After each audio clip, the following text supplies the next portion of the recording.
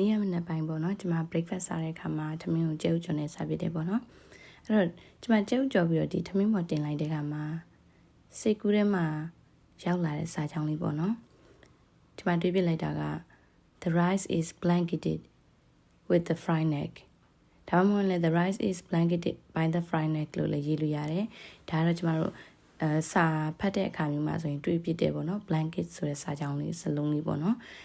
ပုံမှန်အားဖြင့်ဆိုရင်တော့ cover နဲ့လည်းသုံးလို့ရပါတော့ cover ဆိုရင်ဒါတော်တော်များများသိကြတယ်ဖုံးလွှမ်းထားတဲ့အရာမျိုးပေါ့အဲ့တော့ဒီနေ့မှာကျွန်မပြောချင်တာက blanket ဆိုတဲ့စကားလုံးလေးပေါ့နော်ကျွန်မတို့တော်တော်များများဒါကို noun နဲ့သိကြတယ်ကျွန်မတို့ခြုံတဲ့ဆောင်ဆိုရင် blanket လို့သုံးကြတယ်အဲ့တော့ verb အနေနဲ့သုံးတာမျိုးတွေ adjective အနေနဲ့သုံးတာမျိုးတွေလည်းကျွန်တော်တို့စာဖတ်တဲ့အခါမှာတွေ့ဖြစ်တယ်ပေါ့နော်ဥပမာကျွန်မစာဖတ်ရင်ခဏခဏတွေ့ဖြစ်တာပေါ့ဝတ္ထုတွေထဲမှာဆိုရင်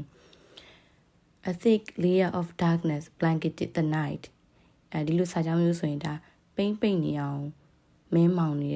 ဝင်ခြုံလွှမ်းထားတဲ့ညတညပေါ့နော်အဲ့လိုစာကြောင်းလေးတွေ့ရကမှကျွန်မအရန်ကိုနှစ်သက်တော့ကြတော့ခြာရည်ဖြစ်တယ်ပေါ့နော်စာအုပ်လေးထဲမှာအဲ့တော့အကျိုးကျေးဇူးအနေနဲ့ကျွန်တော်တို့ဘာဖြစ်လာလဲဆိုရင်မှတ်မိလာရပေါ့နော်ဒီစကားလုံးလေးတွေကို noun လား verb လား adjective လားတခါလေကျွန်တော်တို့စာဖတ်တဲ့အခါမှာ dictionary ကိုသွားပြီးတော့ခဏကြည့်ရတဲ့စာရင်ကိုမသိတဲ့စကားလုံးလေးပေါ့နော်ဒီဆက်ပြီးတော့စာကြောင်းရဲ့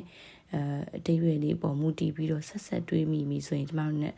reading လည်းတိုးတက်မယ်နောက်ပြန်ပြီးတော့လက်တွေ့သုံးတဲ့အခါမှာ writing လည်းအကျိုးရှိမယ်ပေါ့နော်အဲ့တော့ကျွန်မအနေနဲ့ဒီ blanket ဆက်စာကြောင်းလေးစကားလုံးလေးကိုကျွန်မတို့မျိုးစုံသုံးလို့ရတယ်ပေါ့နော် noun နဲ့မဟုတ်ဘူး verb adjective ဒါမျိုးလည်းသုံးလို့ရတယ်ဆိုတာလေးကိုစိတ်ကူးထဲမှာဝင်လာတော့ပြန်ပြီးတော့မျှဝေပေးတာပါဆိုကျေးဇူးများတင်ပါတယ်ရှင်